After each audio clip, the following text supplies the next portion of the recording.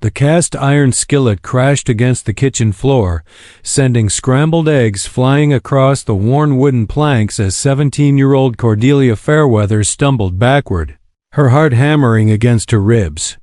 The towering figure of rancher Silas Bramblewood filled the doorway, his weathered face carved into a scowl that could freeze summer rain.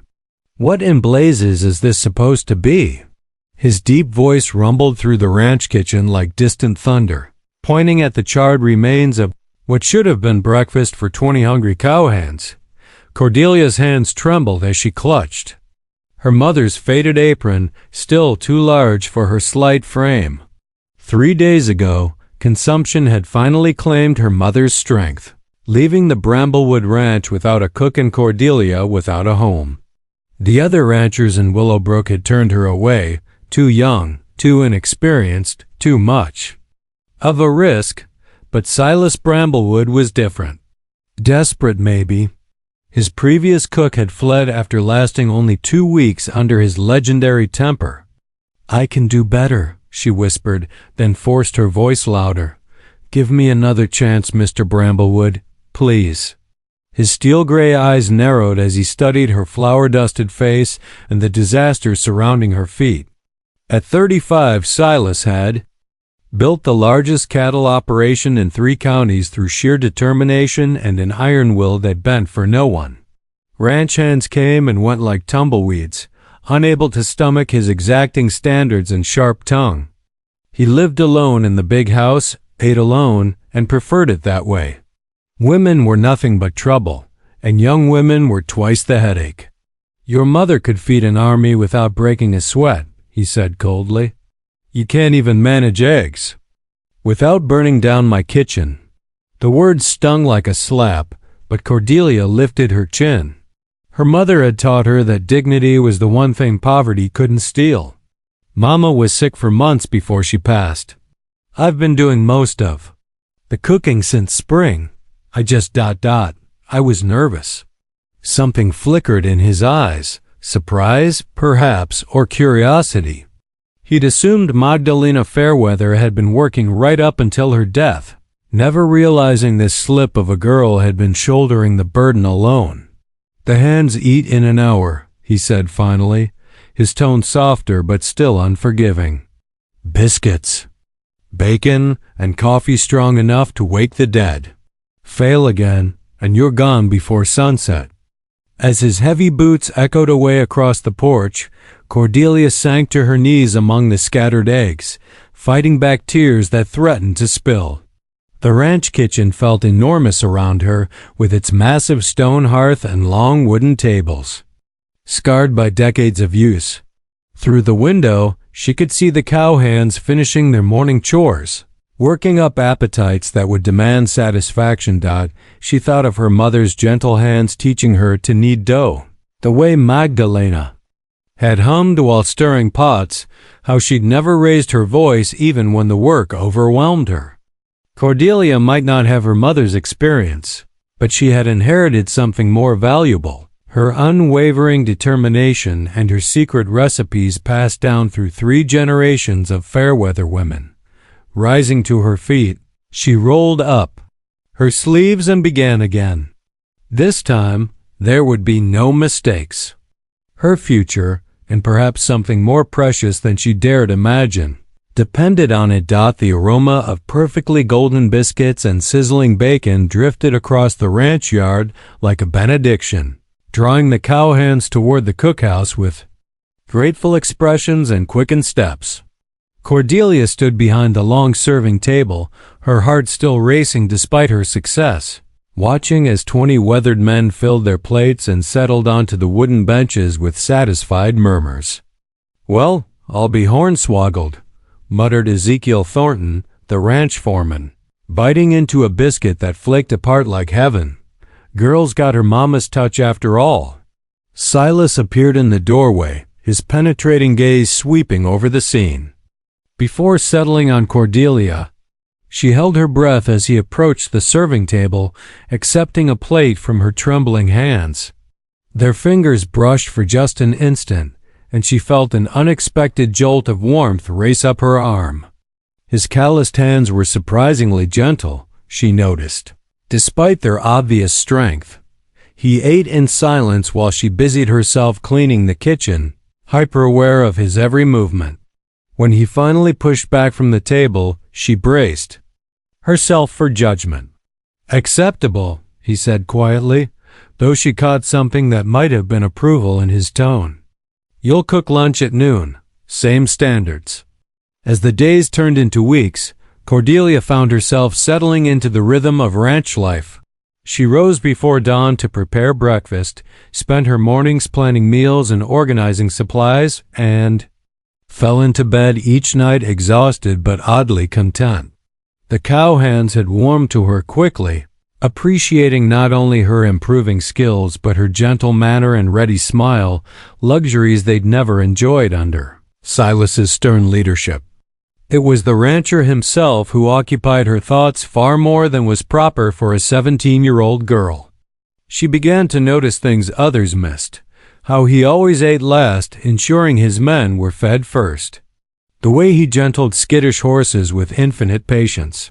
How he'd quietly doubled old Ezekiel's wages when the foreman's arthritis worsened. Beneath his gruff exterior lay a man of principle and hidden kindness. Silas, meanwhile, found himself looking forward to mealtimes with an anticipation that had nothing to do with hunger.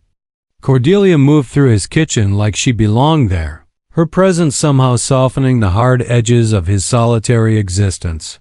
He caught himself lingering over coffee just to watch her work, noting how she hummed the same songs her mother had, how she never complained despite the demanding schedule, how her laugh could lighten even the darkest morning. The realization troubled him deeply. She was little more than a child, alone in the world and dependent on his charity. Any feelings beyond protective concern were not only inappropriate but potentially devastating for them both.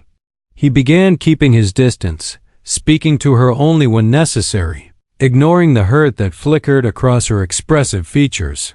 One evening, as autumn painted the surrounding hills in shades of gold and crimson, Cordelia was returning from the root cellar when she heard raised voices from the main house. Through an open window, she glimpsed Silas arguing with a well-dressed stranger whose expensive clothes and calculating eyes marked him as someone from town. "The offer stands, Bramblewood," the stranger was saying. "Sell now and you'll have enough to start fresh somewhere else. Wait much longer, and the railroad will take what they need anyway. You'll get nothing but legal fees for your trouble." "Get off my land, Cornelius," Silas replied, his voice deadly quiet, "and don't come back." As the stranger's carriage disappeared into the gathering dusk, Cordelia remained hidden behind the smokehouse, her mind racing. She'd heard whispers in town about the railroad's expansion plans, how they were pressuring ranchers to sell their land for a fraction of its worth. Now she understood why Silas had seemed so tense lately, why he'd been writing the property boundaries each evening, why worried lines had deepened around his eyes. Her heart ached for him, this proud man facing the loss of everything he'd built. In that moment, she realized her feelings had grown far beyond gratitude or admiration. She loved him, not with a schoolgirl's infatuation, but with the deep, abiding love of a woman who saw past his rough exterior to the good man beneath. The question that tormented her, as she lay awake that night, was whether he could ever see past her youth to the woman she was becoming. The first snow of winter arrived early that year, blanketing the Bramblewood Ranch in pristine white that transformed the familiar landscape into something magical. Cordelia stood at the kitchen window, watching Silas and his men drive the cattle to lower pastures, their figures dark against the endless expanse of snow. 3 months had passed since she'd first burned those eggs, and she'd proven herself capable in ways that went far beyond cooking. She'd taken over ordering supplies from town, managed the ranch accounts with surprising skill, and even helped deliver a difficult calf when the veterinarian couldn't make it through a blizzard. The cowhands now turned to her for everything from mending torn shirts to settling disputes. treating her less like the boss's charity case and more like the heart of their rough family. But it was her effect on Silas that drew the most attention. Old Ezekiel had pulled her aside just yesterday, his weathered face creased with concern. "Don't know what's gotten into the boss lately," he'd said, scratching his grizzled chin. "Man's wound tighter than a $2 watch. Snapping at everyone. Working himself near to death. You two have a falling out?" She'd shaken her head, unable to explain that the opposite was true. Silas had been avoiding her for weeks now, speaking to her only about ranch business, taking his meals alone in the big house instead of joining the hands in the cookhouse. The easy camaraderie they'd begun to develop had withered under his determined distance, leaving her confused and heartbroken. What she didn't know was that Silas was fighting a battle that grew more desperate each day. Her transformation from frightened girl to capable woman hadn't escaped his notice. She'd gained confidence along with the curves that her simple dresses couldn't quite conceal, and her laughter had deepened into something that haunted his dreams. But she was still 17, still under his protection, still forbidden's territory for a man of 35 with nothing but a failing ranch to offer. The railroad pressure had intensified as winter deepened. Cornelius Blackthorne arrived weekly, now with new offers and thinly veiled threats. Cattle prices had dropped due to the harsh weather, and Silas's savings dwindled as he struggled to keep his operation afloat. The walls were closing in, and he saw no honorable way out that didn't involve losing everything he'd worked for, including Cordelia. On a particularly bitter evening in December, as wind howled around the ranch buildings like a living thing, disaster struck. Cordelia was banking the cookhouse fire for the night when she smelled smoke that didn't belong.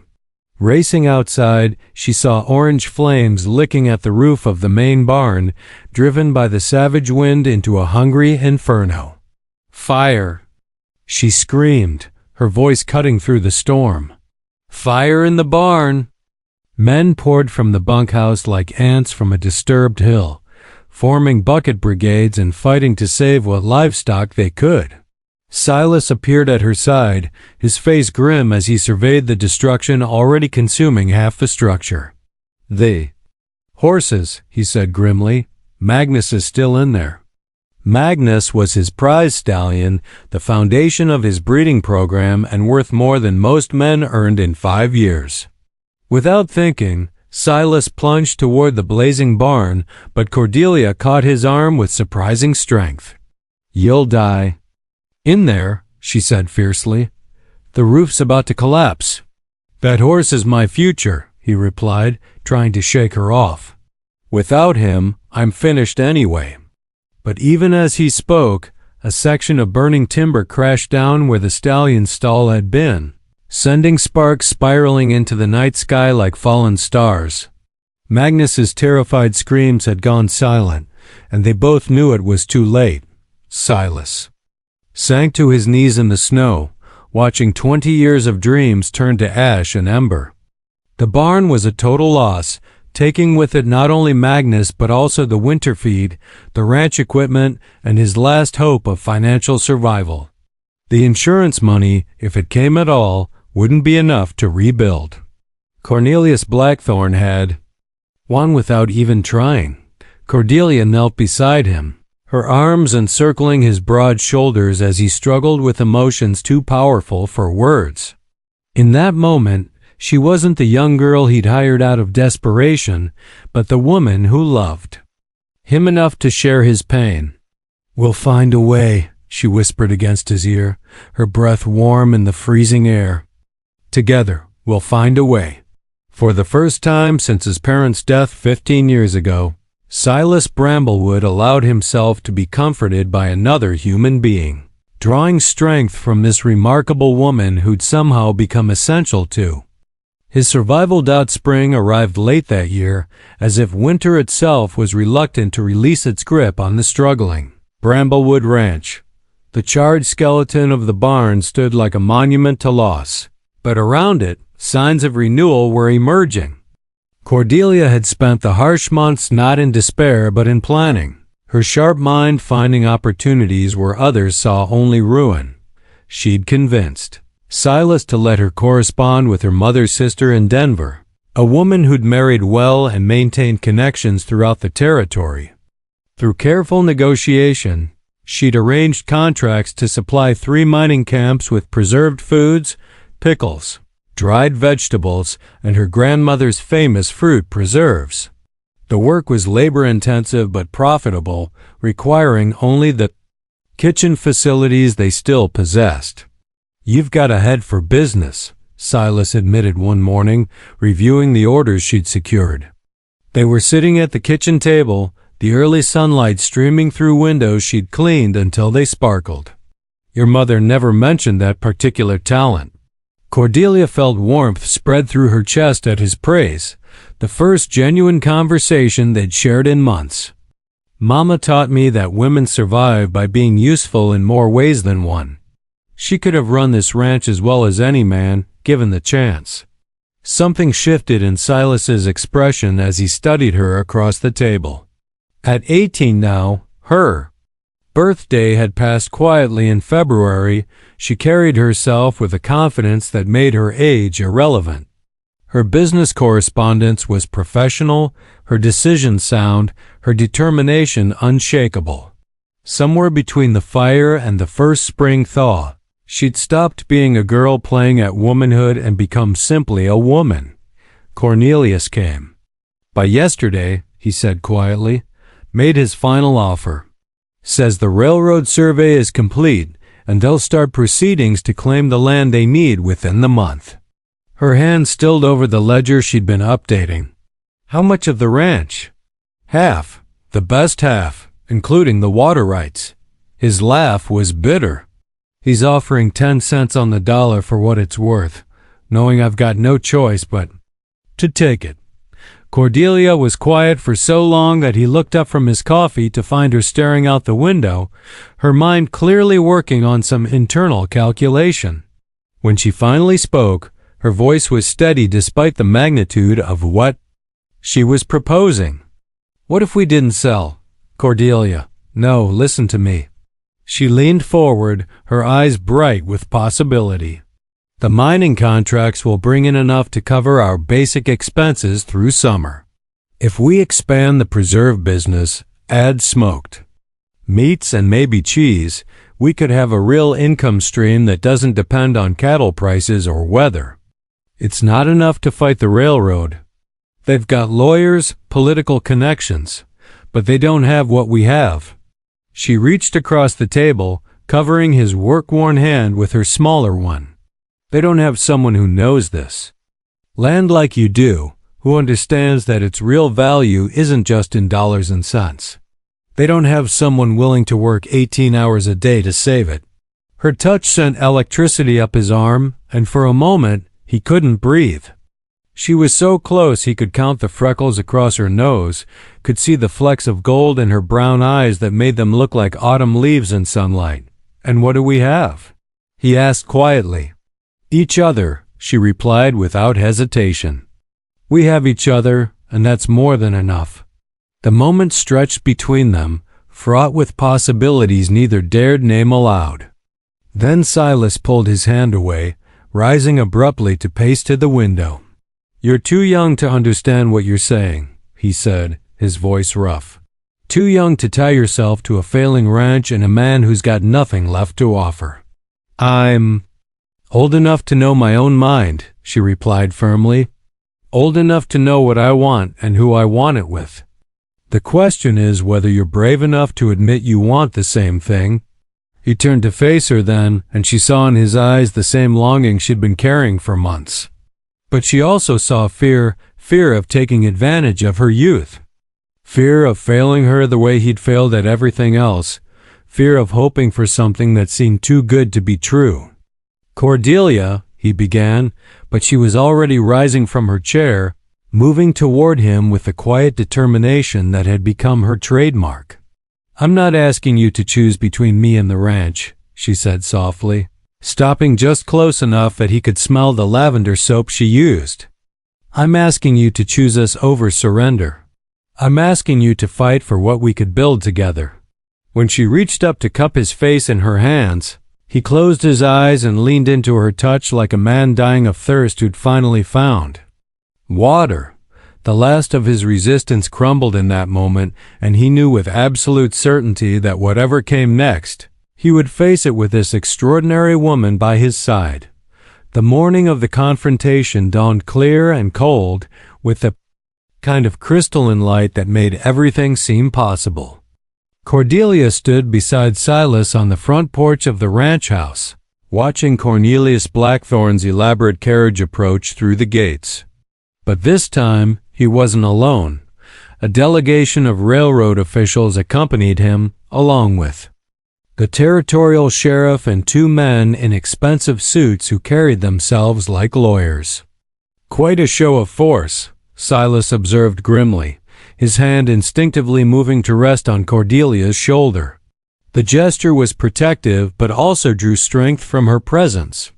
"They're trying to intimidate us," she replied calmly, though her heart was racing.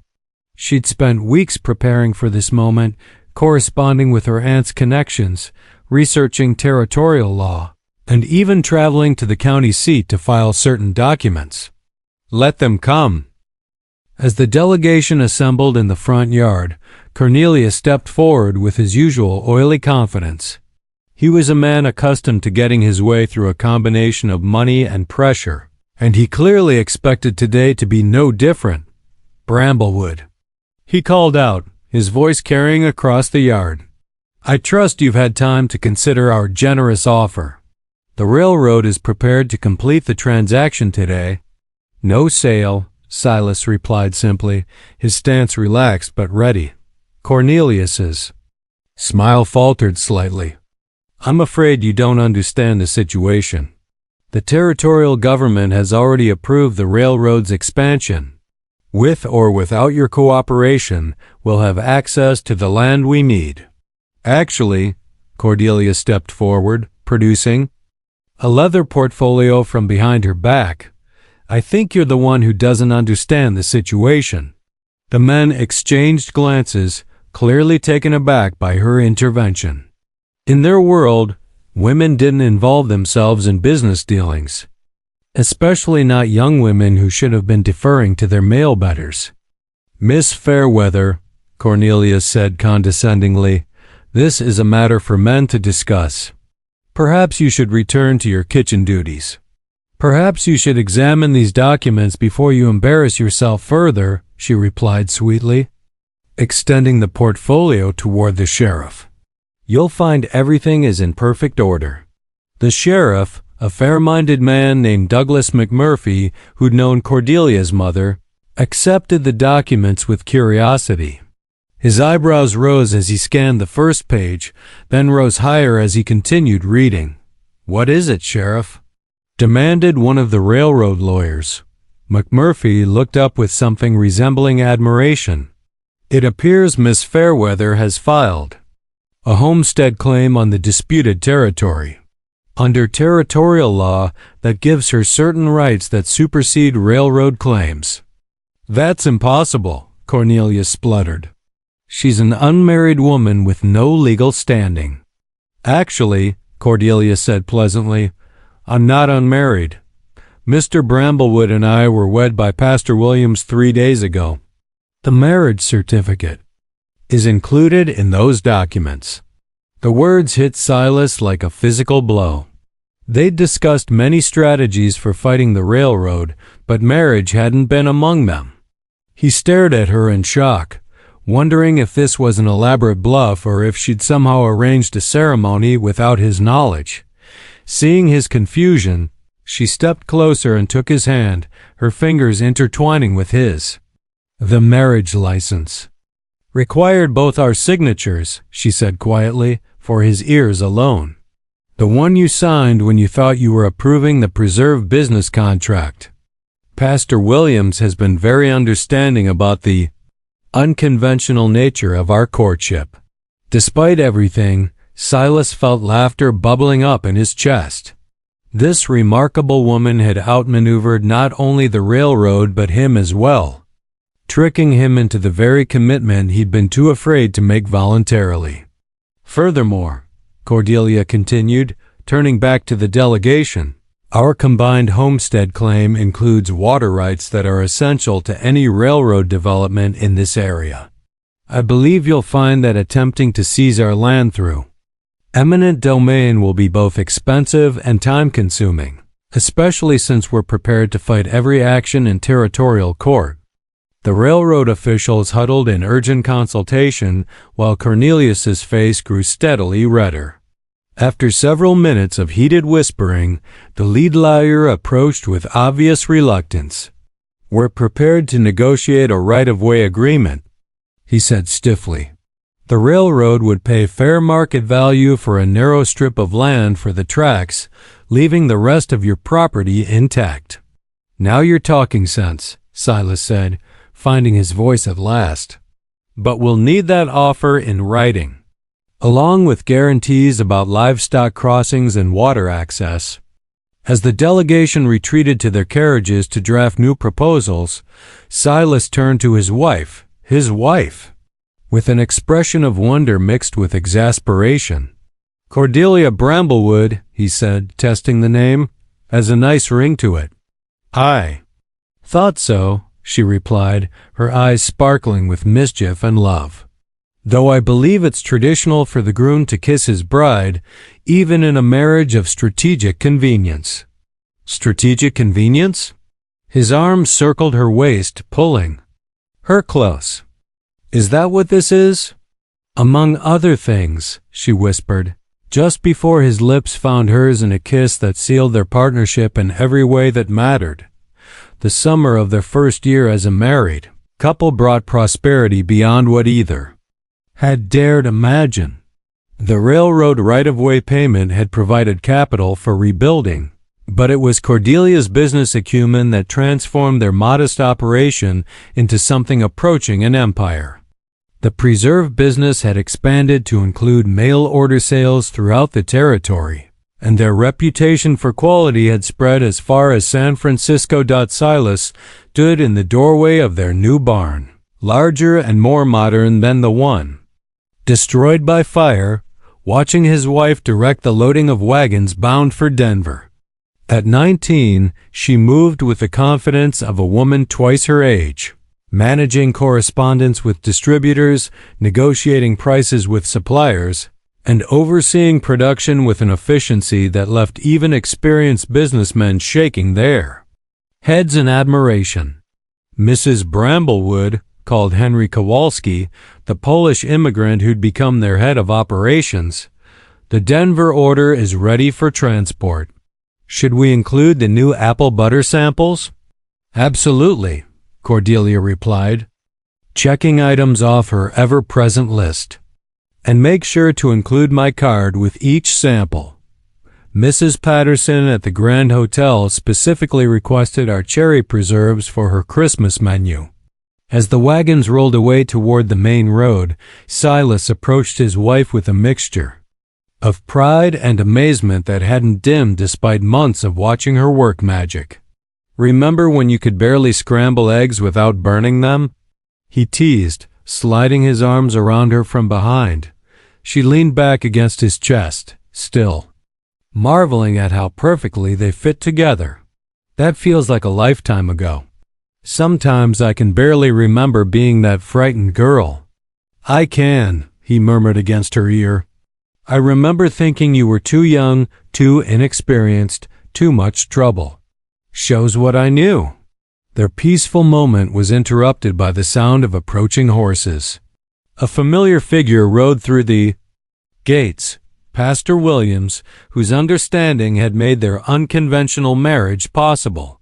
But his expression today was troubled, and Cordelia felt a flutter of concern as he dismounted near the porch. Pastor, she called, moving to greet him. What brings you out this way? Troubling news from town, I'm afraid, he replied, removing his hat. Cornelius Blackthorne has been spreading stories about your marriage, claiming it was fraudulent. and arranged purely to cheat the railroad out of legitimate claims. Silas's jaw tightened. Let him talk. Our marriage is legal and recorded. That's not the issue, the pastor continued reluctantly. He's managed to convince Judge Harrison to order an investigation. They want to examine the circumstances of your courtship, determine whether the marriage was consummated, whether it represents a genuine union or merely a business arrangement. Cordelia felt heat rise in her cheeks. The intimate details of their relationship had remained private, known only to themselves. While their love had grown deeper each day, they'd been careful to maintain separate bedrooms, honoring Silas's lingering concerns about their age difference and the circumstances of their union. What exactly are they investigating? She asked. Quietly, Pastor Williams looked uncomfortable. Judge Harrison wants testimony from ranch hands about your living arrangements, wants to examine household records, possibly even require medical testimony about marital intimacy. They can't do that, Silas said angrily. It's nobody's business but ours. Unfortunately, they can if they believe the marriage was fraudulent. And if they rule against you, they could void the homestead claim and force the sale of disputed land to the railroad at their original price. That evening, as they sat in their parlor discussing options with their lawyer, the weight of the situation pressed down on them. Everything they'd built together hung in the balance, threatened by small-minded men who couldn't accept that a young woman and older man might find genuine love despite unusual circumstances. There's something I need to tell you, Cordelia said. Suddenly, her voice quiet but determined. Something I should have said months ago. Silas looked at her across the room, noting the way firelight played across her features, the strength in her posture even when facing potential ruin. I didn't trick you into marriage just to save the ranch, she continued. I mean, that was part of it, but not the main reason. I married you because I love you, Silas. I've loved you since that first morning when you gave me a second chance, and I'll love you until the day I die. His heart constricted with emotion as he crossed to kneel before her chair, taking her hands in his. Cordelia, I know you've been protecting me, treating me like something precious that might break, she said, her eyes never leaving his. But I'm not fragile, and I'm not a child. I'm a woman who chose her husband, and I want to be married to him in every way that matters. When he kissed her this time, it was with the passion they'd both been holding back, the acknowledgement that their love was worth fighting for regardless of what others might think or say. Let them investigate, she whispered against his lips. Let them question every ranch hand and examine every record. They'll find exactly what we know to be true, that this marriage is real and nothing they do can change that. The hearing took place on a crisp October morning, with autumn painting the courthouse square in shades of gold and crimson that reminded Cordelia of her first glimpse of the man who'd become her everything. Judge Harrison's courtroom was packed beyond capacity, drawing spectators from throughout the territory who'd come to witness what the newspapers had dubbed the love trial of the decade. Cornelius Blackthorne sat at the plaintiff's table with his team of expensive lawyers, his confidence evident despite the months of legal maneuvering that had failed to break the Bramblewood marriage. The railroad had invested too much in this fight to back down now, and everyone present understood that the stakes extended far beyond one ranch or one couple. Cordelia took her place beside Silas at the defendant's table, her hand steady in his. Despite the magnitude of what they faced, she wore her best dress, deep blue wool that brought out her eyes, and carried herself with the quiet dignity her mother had taught her was every woman's birthright. The court will hear testimony regarding the legitimacy of the marriage between Silas Bramblewood and Cordelia Fairweather, Judge Harrison announced, his tone suggesting he found the entire proceeding distasteful. Mr. Blackthorne, you may present your case. What followed was a parade of innuendo and speculation masquerading as evidence. Blackthorn's lawyers called witnesses who testified about separate bedrooms, about business discussions overheard between the couple, about the convenient timing of their marriage in relation to railroad negotiations. They painted a picture of cold calculation, suggesting that Cordelia had seduced an older man for financial security while Silas had married a young woman purely for business advantage. Through it all, the couple sat quietly, their joined hands their only outward sign of distress. Cordelia knew that their defense rested not on refuting the facts, many of which were true, but on providing context that revealed the deeper truth of their relationship. When their turn came, their lawyer called a parade of character witnesses who painted a very different picture. Ezekiel Thornton testified about watching their relationship develop, how Cordelia's presence had transformed not just the ranch, but the man who ran it. The pastor spoke of their obvious devotion during marriage counseling sessions, their concern for each other's well-being, their shared commitment to building a life together. Mrs. Patterson from the Grand Hotel had traveled from Denver specifically to testify about Cordelia's business skills and character, describing her as the most impressive young entrepreneur I've encountered in 30 years of business.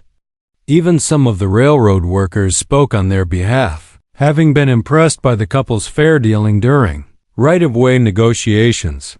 But it was Cordelia herself who provided the most compelling testimony. When called to the stand, she faced the packed courtroom with composure that belied her 20 years. "Mrs. Bramblewood," their lawyer began, "please tell the court about your feelings for your husband." "I love him," she said simply, her voice carrying to every corner of the room. "Not because he gave me security or a home, though he did both those things. I love him because he saw potential in a frightened girl and gave her a chance to become the woman she was meant to be. I love him because he's honorable and kind and stronger than he knows. I love him because when I look at him, I see the father of the children I hope to have and the partner I want beside me when I'm old and gray." And what do you say to those who suggest your marriage was arranged for business purposes? Cordelia's eyes found Silas across the room, and her smile was radiant enough to make several spectators catch their breaths. Every marriage is partly about business, managing households, raising children, building futures together. But ours is also about love that grows stronger every day, about laughter shared over morning coffee, about comfort given and received during difficult times. If Mr. Blackthorn can't recognize real love when he sees it, that says more about him than about us. When Silas took the stand, his testimony was equally powerful but entirely different in character. He spoke of his loneliness before Cordelia's arrival, his amazement at her strength and intelligence, his growing recognition that age was meaningless compared to compatibility of spirit. "I fought my feelings for months," he admitted, his deep voice rough with emotion. "Told myself she was too young, that I was taking advantage of her situation. But she convinced me that love isn't about age or circumstances. It's about choosing to build something beautiful together, whatever obstacles you face." The judge recessed for deliberation, leaving the packed courtroom buzzing with speculation.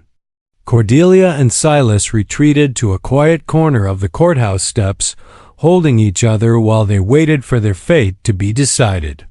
"Whatever happens," she whispered, "we'll face it together." "Whatever happens," he agreed, kissing her forehead, "I'm grateful for every moment we've had."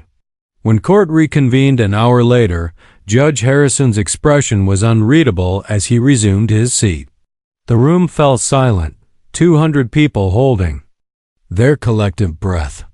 After careful consideration of all testimony presented, he began, "This court finds that while the marriage of Silas Bramblewood and Cordelia Fairweather may have been hastily arranged, there is substantial evidence that it represents a genuine union based on mutual affection and respect.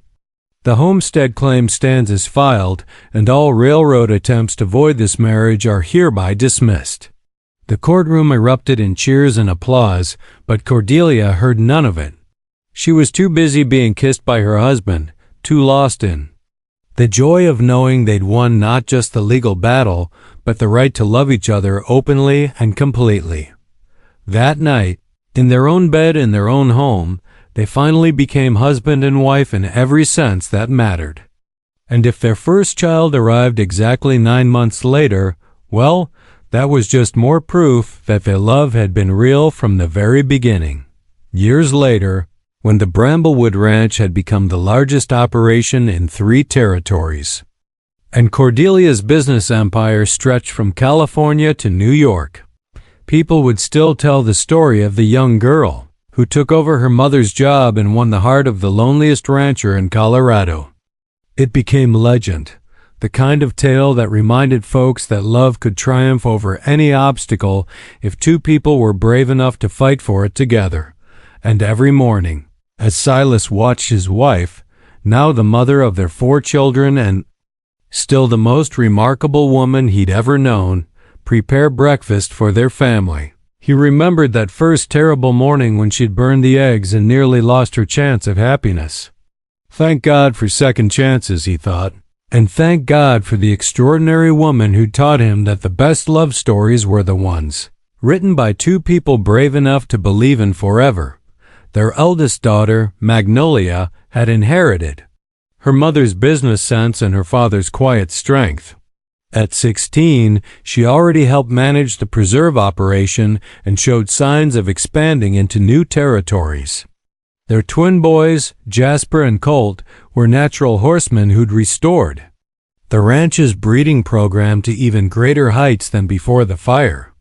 And little Rosemary, just 8 years old, possessed her mother's gentle spirit and her grandmother Magdalena's gift for healing, already showing promise as the family peacemaker. The railroad had long since completed its expansion, and Cornelius Blackthorne had faded into bitter obscurity after a series of failed business ventures. The Bramblewood name was now synonymous with success throughout the territory, but more importantly to Silas and Cordelia, it represented a family built on love, respect, and the unwavering belief that 2 people could overcome any obstacle if they faced it together. On quiet evenings, when the children were asleep and the ranch work was done, they would sit on their front porch watching the sunset paint the mountains in shades of purple and gold. Cordelia would lean against Silas's shoulder, still marveling at how perfectly they fit together after all these years, while he played with the silver strands that had begun to thread through her dark hair. "Any regrets?" he would ask sometimes, the question that had become their private ritual. "Only one," she would reply, her eyes twinkling with mischief. "I regret that it took me so long to burn those eggs badly enough to get your attention." And as their laughter echoed across the ranch that had become their kingdom, both knew they had found something rarer than gold, more precious than land, more lasting than any earthly fortune. They had found the kind of love that legends are made of, the kind that inspires others to believe in the possibility of happily ever after. The young girl who had once trembled in a kitchen, too large for her dreams, had become a woman who could move mountains with her determination and heal hearts with her compassion. The lonely rancher who had built walls around his heart had learned that the greatest strength came not from standing alone, but from standing together with someone who believed in your dreams as much as their own. And in the end, that was the real victory. Not the legal triumph over the railroad or the business success that followed, but the simple, profound miracle of 2 souls finding their perfect match and having the courage to build a life worthy of their love.